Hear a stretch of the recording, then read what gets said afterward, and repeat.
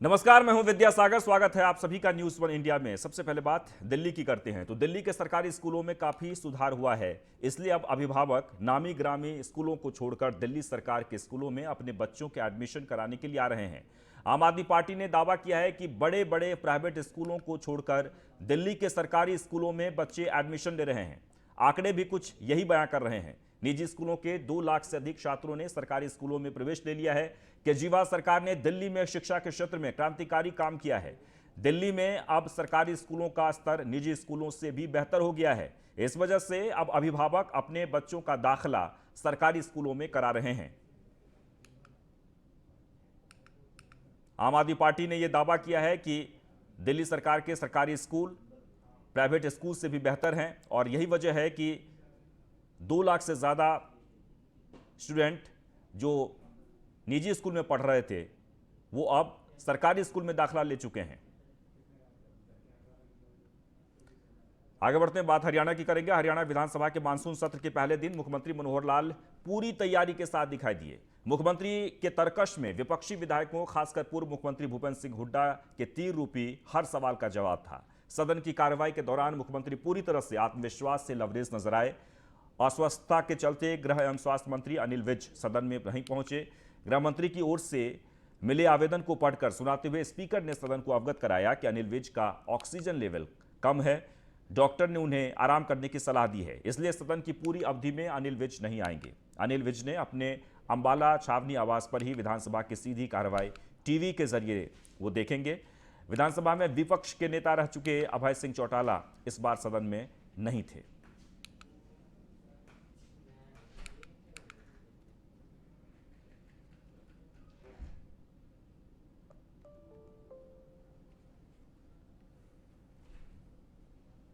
मध्य प्रदेश के मुख्यमंत्री शिवराज सिंह चौहान ने वीडियो कॉन्फ्रेंसिंग के माध्यम से कई जिलों में ऑक्सीजन संयंत्र का उद्घाटन किया है।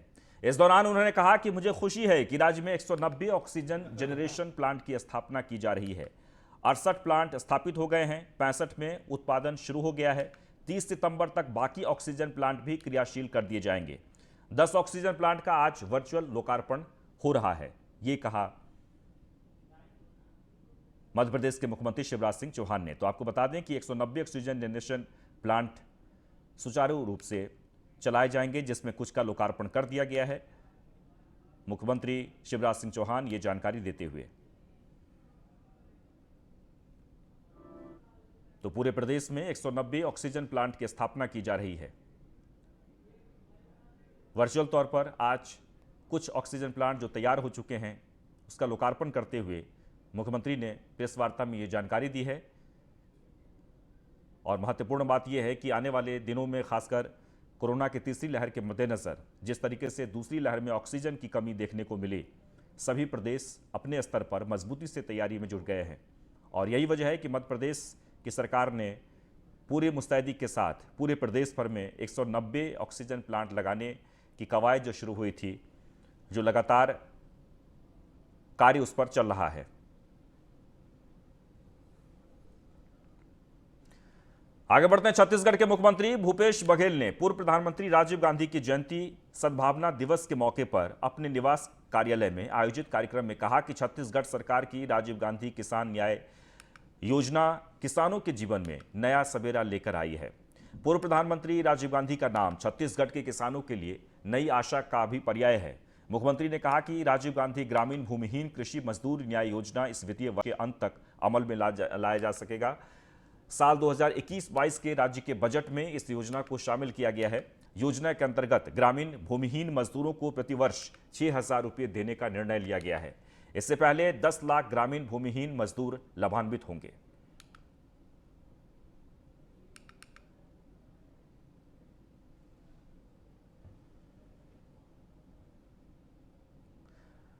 कोरोना की दूसरी लहर पुलिसकर्मियों के लिए भारी पड़ी है। सैकड़ों पुलिसकर्मी कोरोना से संक्रमित हुए और कई पुलिसकर्मियों ने संक्रमण से जान भी गंवा दी।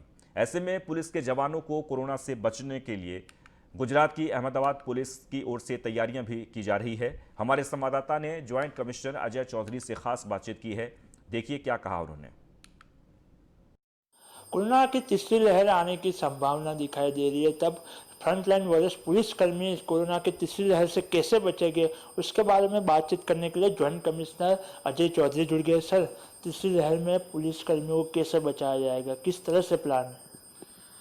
जो डेल्टा वायरस और डेल्टा प्लस वायरस है उससे बचने का जो WHO का प्रोटोकॉल है और इंटरनेशनल स्टैंडर्ड है, उसके मुताबिक अहमदाबाद शहर पुलिस में काम करने वाले 15,000 जितने कर्मचारी और अधिकारी के लिए सभी पुलिस स्टेशन में ये स्कैनिंग एंड सर्वेलेंस मशीन लगाए हैं, जिसमें थर्ड वेव के लिए ECG मशीन ज़्यादा इम्पॉर्टेंट है।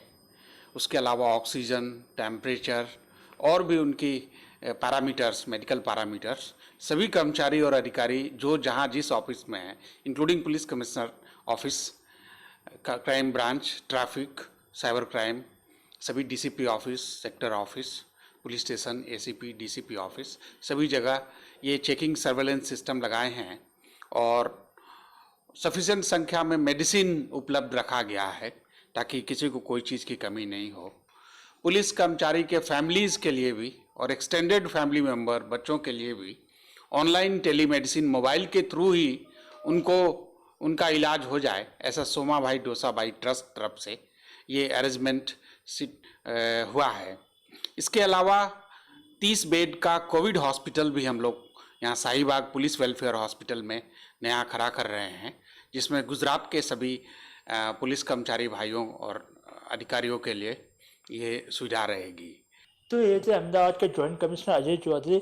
स्कैनिंग मशीनों, दवाइयाँ, पूरी तरह से इस बार पुलिस तैयार है। जो फ्रंटलाइन वॉरियर्स है, पुलिसकर्मी, वो कोरोना की चपेट में ना आए, उसकी पूरी तरह से तैयारी कर रखी है। और अब बात उत्तर प्रदेश की, तो मऊ के मधुबन ब्राह्मण सम्मेलन में सतीश चंद्र मिश्रा ब्राह्मणों को एकजुट करने में जुटे हुए हैं। वहीं मौर्य समाज और पटेल सहित अन्य समाज के लोगों में समाज सेविका नीलम सिंह कुशवाहा को अपना विधायक बनाने को कह रहे हैं।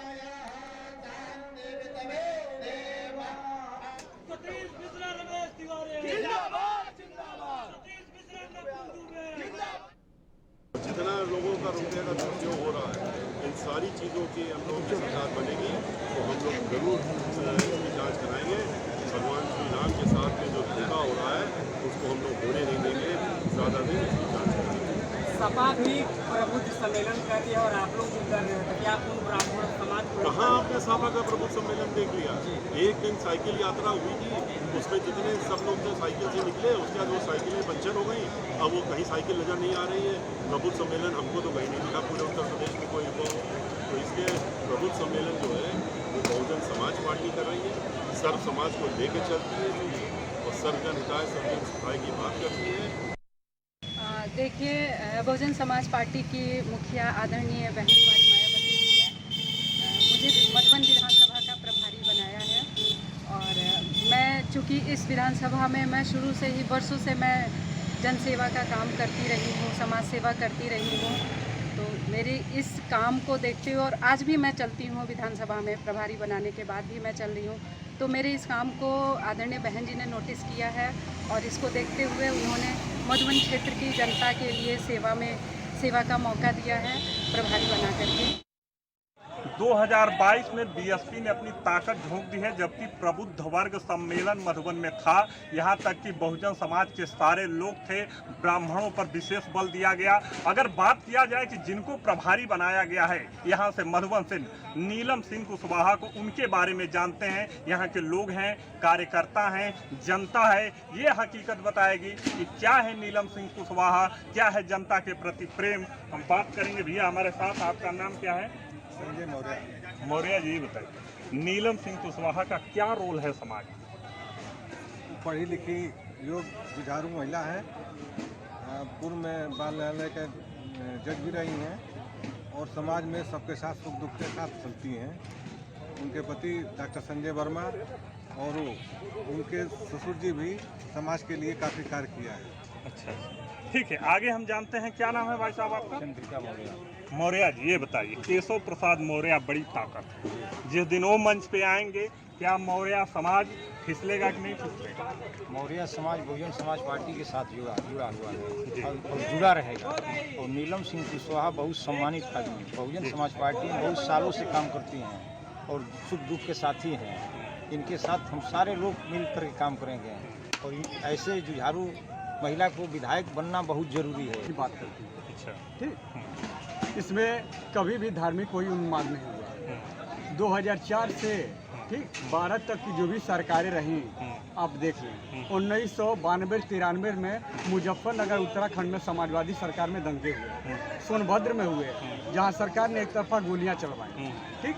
अरे तो राष्ट्रपति तो आपके हैं समाज के? राष्ट्रपति है, वो कहने के लिए सिर्फ राष्ट्रपति हैं। अच्छा। समाज का कोई भी कार्य नहीं कर पाते हैं, दलित न के कर पाएंगे। भाजपा ने दलित के सबसे ऊंची कुर्सी पर बैठाया राष्ट्रपति को। वो बिठाया इसलिए कि समाज को हम गुमराह कर सके और दलित वोटरों को हम अपने तरफ खींच सके। मधुबन में कोई और चेहरा नहीं आपको दिखता? चेहरे वाली बात। बुलंदशहर में भूमाफियाओं का कहर देखने को मिला है। जवान की जमीन भूमाफियाओं ने बेच डाली। फर्जी तरीके से जवान की जमीन को बेची है। असम में तैनात हैं जवान चरण सिंह। पीड़ित ने प्रशासन से कार्रवाई की मांग की है। खुर्जा में तहसील दिवस में गुहार लगाई। आपको बता दें कि मामला बुलंदशहर का है, जहां पर एक जवान जो कि असम में तैनात है, उनकी जमीन फर्जी तरीके से बेच दी गई है।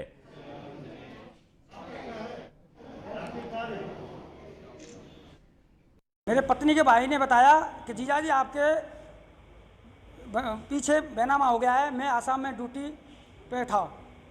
अब मैं छुट्टी आया हूँ तो कोई कार्रवाई नहीं हुई थी। अब मैं कार्रवाई कराना है मेरे को। संबंध में शिकायत भी दे चुके? शिकायत दे चुके हैं हम। वहाँ से लेटर भी भेजा है मैंने ऑफिस थ्रू ई नोट से। पुलिस ने क्या आश्वासन दिया है? अभी कोई नहीं दिया। अभी वो जांच के लिए बोला है, जांच होगी। वहीं प्रयागराज में दिन दहाड़े सब्जी विक्रेता को गोली मार दी गई है, जिसके चलते उसकी मौत हो गई। बताया जा रहा है कि सब्जी विक्रेता पत्नी के साथ जा रहा था, तभी पैदल आ रहे बदमाशों ने रोककर गोली मार दी। सूचना मिलने पर पहुंची पुलिस ने शव को कब्जे में लेकर जांच शुरू कर दी है।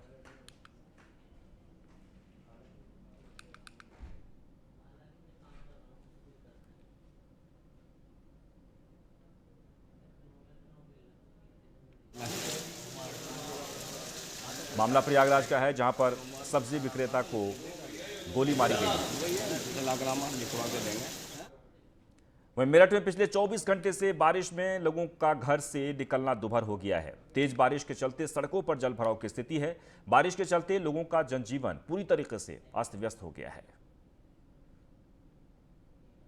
तो आपको बता दें कि मेरठ में बारिश के कारण जनजीवन अस्त व्यस्त हो गया है। वहीं बिजनौर की बात कर ली जाए तो बिजनौर में लगातार हो रही बारिश से जनजीवन ठहर सा गया है। जिले में आधा दर्जन से अधिक जगहों पर कच्चे मकान ढह गए हैं। मुख्य रास्तों सहित शहर के कई मोहल्लों में पानी भरा हुआ है, जिसके चलते लोगों को परेशानियों का सामना करना पड़ रहा है।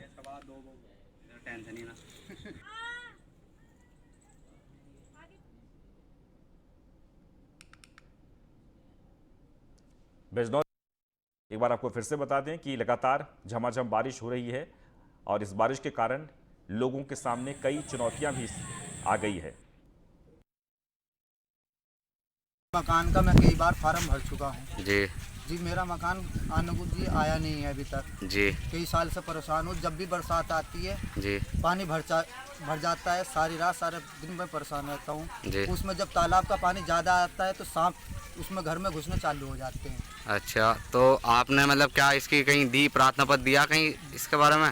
जी कई बार आए, सिक्योरिटी साहब भी आए और भी आए हैं। कागज लेकर आधार कार्ड वगैरह लेकर चले गए, कह देते हैं कि मकान आ जाएगा। तो अब आप क्या चाहते हो? मैं ये चाहता हूँ कि इसी योजना में मेरा मकान आ जाना है। मकान का मैं कई 4 साल से परेशानी भर रही। छोटे छोटे बच्चे, कल से कुछ भी नहीं खाया, पूरा दिन हो गया। कल भी भूख के प्यासे इतने पानी में क्या करती, कैसे बनाती। कई बार फार्म उर्म जमा करे, सब कुछ करा, लेकिन कुछ नहीं, कोई सुनवाई नहीं, कुछ नहीं। ऐसे पढ़ने लिखने से भी, वैसे से भी, इधर उधर निकलने से भी। कल सांप आ गया था, परसों भी सांप आ गया था उधर। गली से भी परेशान हो। अब आप क्या चाहते हो? जी इनके लिए, बच्चों के, हमारे लिए सुविधा घर के बारे में। गाजियाबाद में बारिश ने सोसाइटी बिल्डर्स के तमाम दावों की पोल खोलकर रख दी है। हम आपको तस्वीरें दिखा रहे हैं किस तरीके से जगह जगह जल भराव की स्थिति है। टीला मोड़ क्षेत्र के अफजलपुर गांव में भारत सिटी सोसाइटी में पानी भर गया है। हालांकि बारिश से पहले सोसाइटी का बिल्डर्स हर बार यह दावे करता है कि उसकी तरफ से तमाम तैयारियां कर ली गई हैं, बावजूद इसके सोसाइटी जलमग्न नजर आ रही है। जिससे एक्चुअली क्या है कि ये वॉल टूटने के कारण जितने भी आसपास का पानी है वो सारा भारत सिटी के अंदर आ गया है और ये पानी सभी प्रकार की गंदी चीज़ें जितनी भी हो आप मान सकते हैं सब इसके थ्रू आया है हमारे यहाँ। ये पानी के वजह से तो ज़्यादा यहाँ का कार का, गाड़ी का या गैरेज सब का पूरा नुकसान ही हुआ है और यहाँ पर नाला का शिविर का नहीं है प्रबंध, इसी के वजह से हो रहा है और वो जब तक नहीं करेंगे तो यहाँ कोई। वृंदावन में रक्षाबंधन के मौके पर विधवाओं ने पीएम नरेंद्र मोदी जी के लिए राखी बनाई। सभी विधवाएं बहनों दिल्ली जाकर पीएम मोदी को राखी बांधेंगी। बता दें कि पिछले कुछ सालों से ये विधवा महिलाएं हर साल रक्षाबंधन के मौके पर प्रधानमंत्री आवास पहुंचकर उन्हें राखियां बांधती आ रही हैं।